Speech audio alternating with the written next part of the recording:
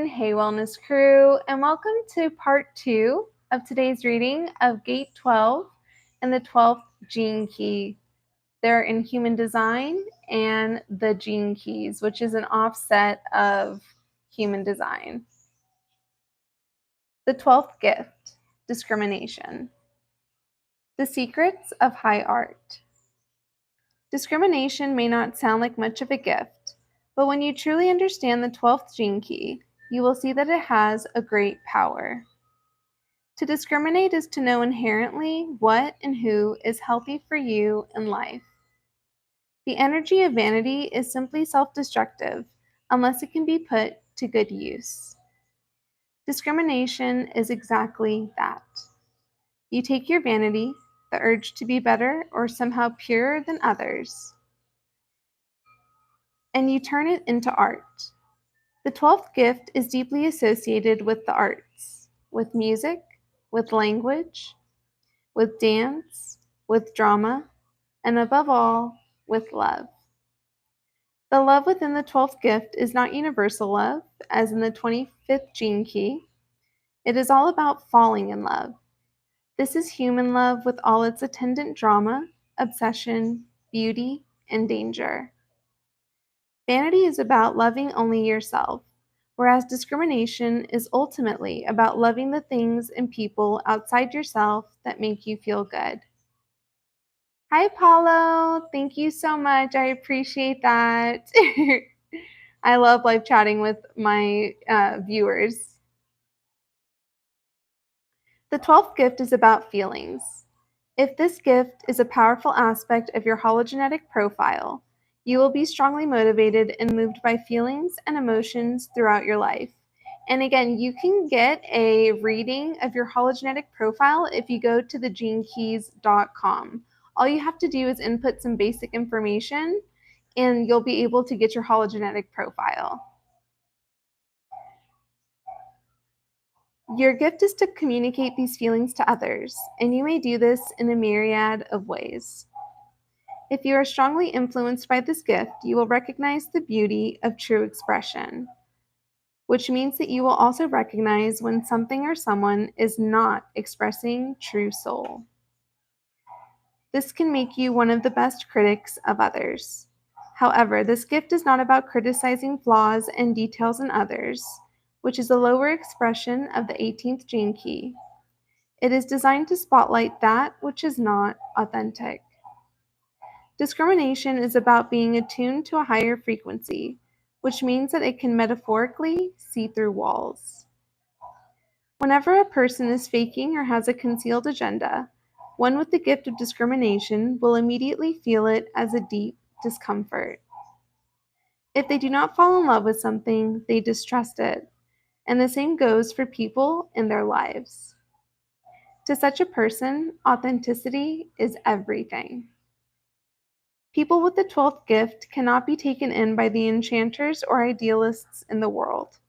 They have a deep respect for purity, and it is rooted in natural prudence. The programming partner of this 12th gift is the 11th gift of idealism, which means that they too are idealists, but they understand that idealism requires the balance of pragmatism and discrimination. Otherwise, it is nothing more than a pipe dream. The gift of discrimination does not set you apart from the crowd. It has no choice in doing so because it is naturally seeking a higher frequency. It represents an aspect of your DNA that is constantly striving for something higher and purer, which means that it directly challenges anything or anyone that is influenced by compromise. Discrimination gives humanity a taste of a higher order operating behind the scenes of life. This is why it so often manifests through true art. They are true art lovers. The 12th gift does not shy away from anything that is authentic, no matter how messy it may be. These people are the great food discriminators, music discriminators, and language discriminators. They can become the great artists, virtuosos, poets, actors, and educators of humanity. Their gift is to enter unafraid into the drama of life, allowing it to flow through their veins and be expressed through their feelings. Because of the depth of feeling that this gift entails, it tells us something profound about the direction of the human species. We are here to learn to express the deepest yearnings and feelings within our souls. This is why we have to master language and the arts, because they are the transformational field through which we can transcend emotion and touch the higher planes. Out of this 12th gift come humanity's great educators, those rare people who can allow art to touch their hearts and at the same time transmit that essence to others through their language and expression. Wherever you see true passion moving into the world, there you are seeing the influence of this 12th gift. It is both sweeping and consuming, yet at the same time highly refined. Ultimately, these people are driven by the myth of true love. That is what they are yearning for deep within their souls, and it is why their acts and words, at their highest, are a reflection of the beauty and anguish of this human yearning. Because of its connection with the thyroid system, the 12th gift contains the great teachings of transformation and death. All high art contains the same codes that come through this 12th gift, that life is about transformation, and death is the symbolic movement from one stage of consciousness to another. These truths have always been encoded in the great tragedies and comedies down the ages. And it is through your emotional nature that such truths are imbibed and passed on. It is the thyroid system that controls your metabolism and has such great influence on your general energy, mood, and breathing patterns. When you laugh or cry, you enter the sacred realm of transformation. It is through your laughter and your tears that the transcendent enters your body in order to alter your chemistry and the pattern of your breathing. Of all the gene keys, this 12th gift represents the mythic passage from one state to a higher state, in which the stop codon kills your identification with your past, allowing you to be transformed into something permanently and radically different. The 12th city, purity, swallowed by the void. The human yearning for true love is in reality a lower frequency of a permanent state existing at a higher level of consciousness. This state, called many names by many cultures, is essentially your pure nature, untarnished by human desire and beyond the dualistic mechanism of the mind. Only the higher mind, which is another expression for our heart, can begin to understand true purity, the 12th city. Vanity and purity are mirrors at the two ends of the spectrum of human consciousness.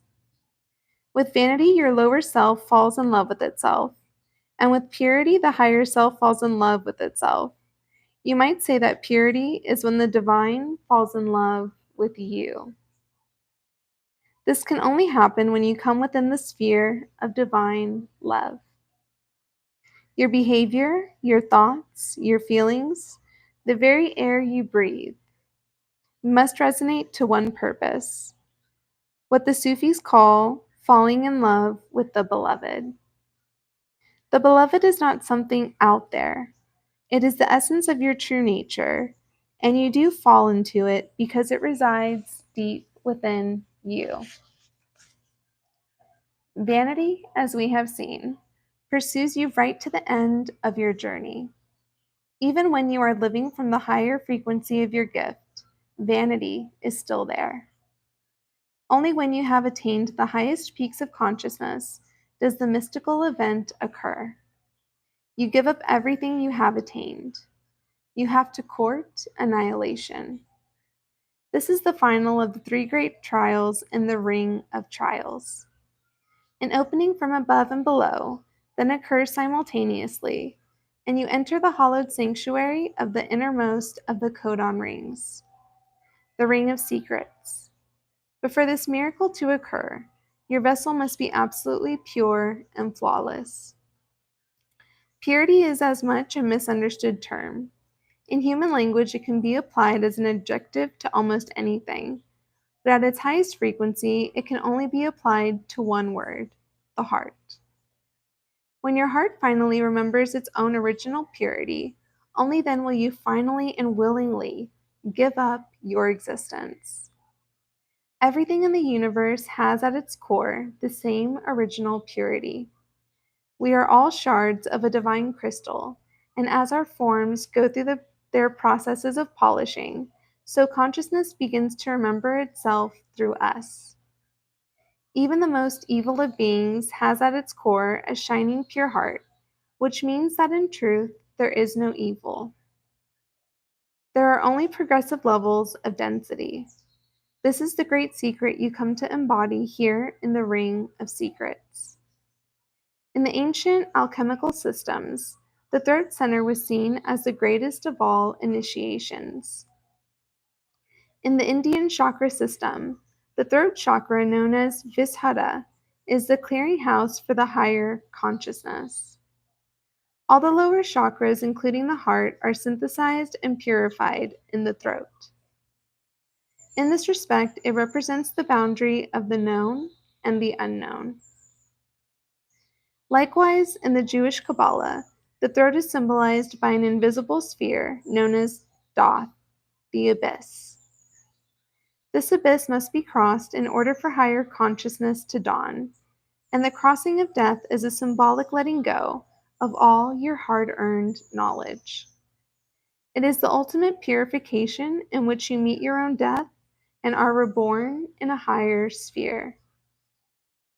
The being who has passed through this abyss and entered the sphere of the 12th city becomes once again like a child.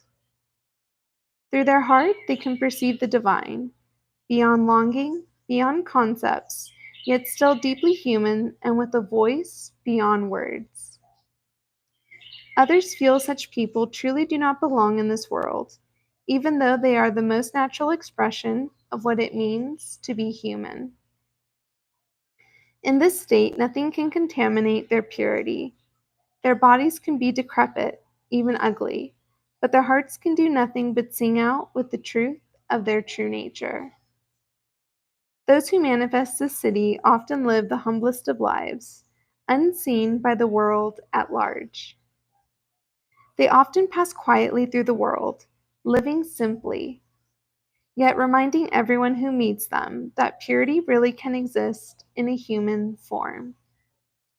If you wish to play with the frequency of the 12th city, you need only keep reminding yourself of your own heart.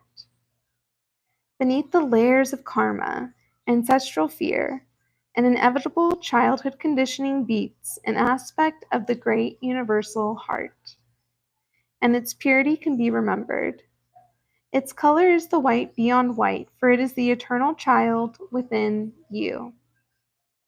It is the you that you cannot help but fall in love with. To look at the world from the 12th city is to see everyone through this crystalline vessel. It is all you can see in everyone you meet. However, the very moment you view anything in a negative way, this presence within you will naturally vanish. In language, purity becomes poetry. In thought, purity becomes essence. When we combine language and thought, we have the master codes for ascending beyond the mental plane. The actual words for each of the 64 cities are not really words in the normal sense. They are doorways to realms of higher frequency. The word purity has an essence that is onomatopoeic.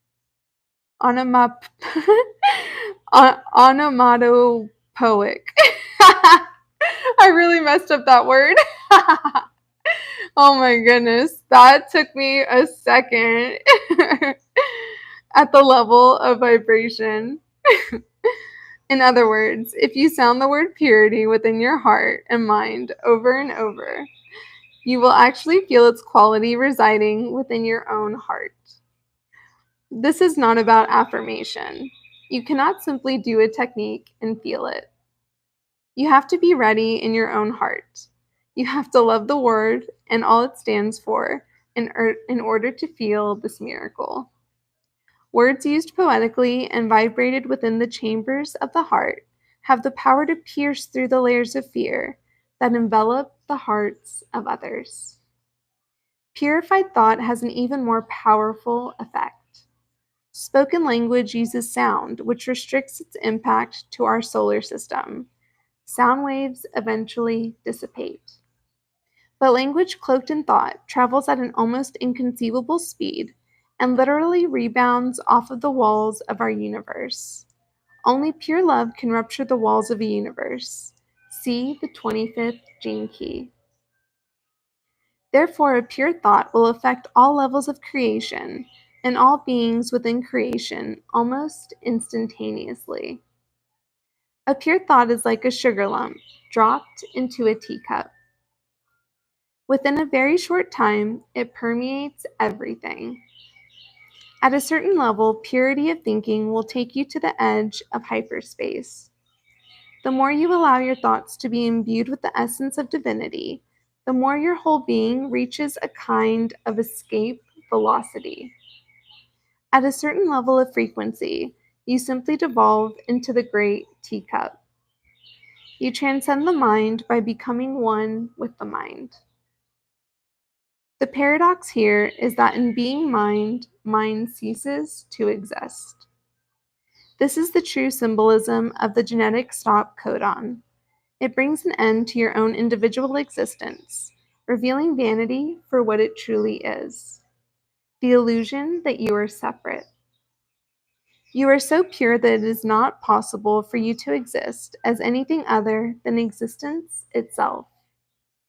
In crossing the great cosmic throat center, you are swallowed by life itself.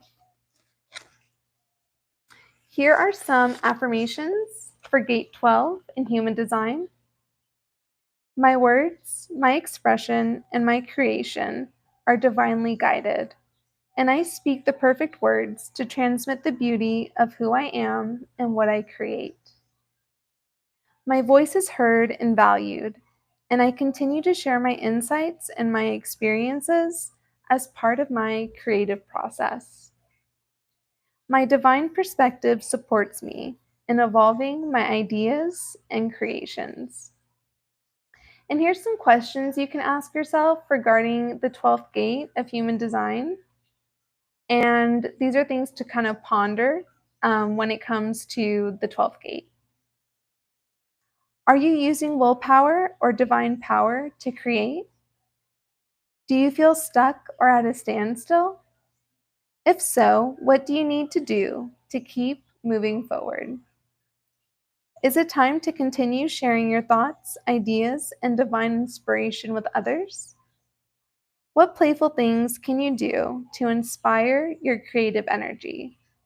So, how I'm taking this, and I rarely, get out of simply just doing the reading, but how I'm taking this is really that our creativity is very much tied up with Gate 12.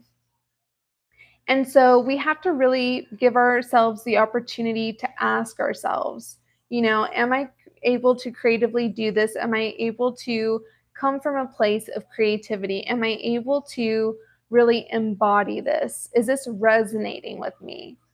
A lot of times when I'm doing these readings and when I'm talking about human design and the gene keys, it's because it has been such a help in my life. It has been such a huge thing and a really big turning point for me. And it's really helped me with a lot of different areas of my life as well. So when I'm doing these readings, you can always go back to my previous live streams, listen to the gates and the gene keys that correlate from the very first one to as we go along, because my plan is to do all 64 because I think that it's just so incredibly important. And I've given an explanation of what the gene keys in human design are. It's very much pieces of other religions and thought processes. But what it really is for understanding your life, understanding the patterns that have been created in your life. There's 3 stages. So the first stage is 0 to 7 years old. The second stage is 8 to 14 or 15, I believe. And then 15 to 21 or 14 to 21. That is the 3 stages. And you'll see that these are cycles. And throughout your life, these cycles tend to recreate themselves and continue on. And so it really helps for you to get a good grasp and understanding of your childhood and of the things that you've gone through, and to try and see and understand the cycles in each of these 7-year periods.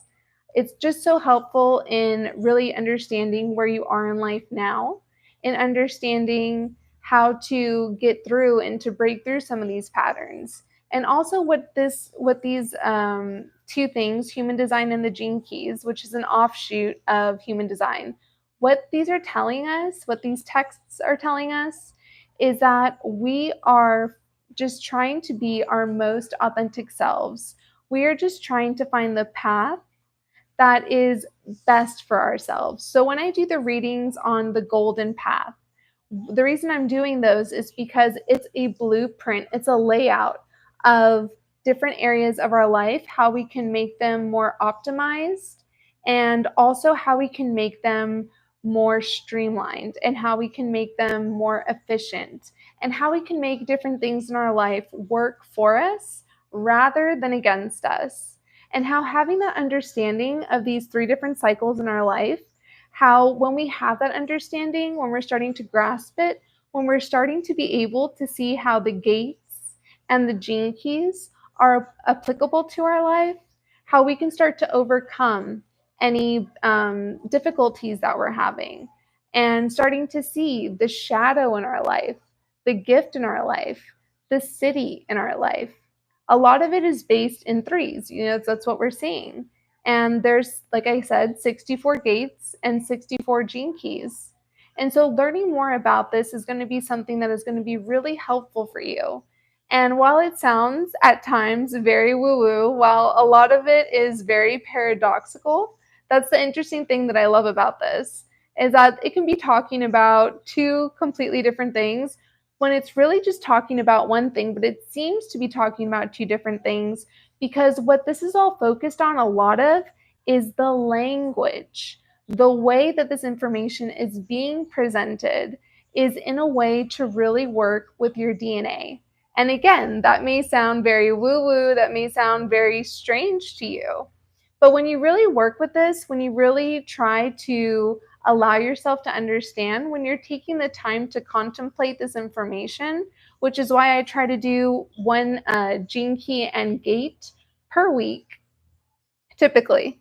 The reason that I do that is so that way there's time for you to really think about what I'm reading, and for you to really think about how this can impact you, how it can affect you in your day-to-day life, how you can apply it to your life. Getting a reading of your human design chart, also called a body graph, that's a really great place to start. And you can do that very easily by going to, I believe it's A Human Design, or yeah, I believe that's what it is, ahumandesign.com. I actually had my full reading done. It wasn't that expensive. And it really just showed me a really great pathway forward, and really, spoke to me. And it really gives you sometimes incredibly specific information as it applies to you.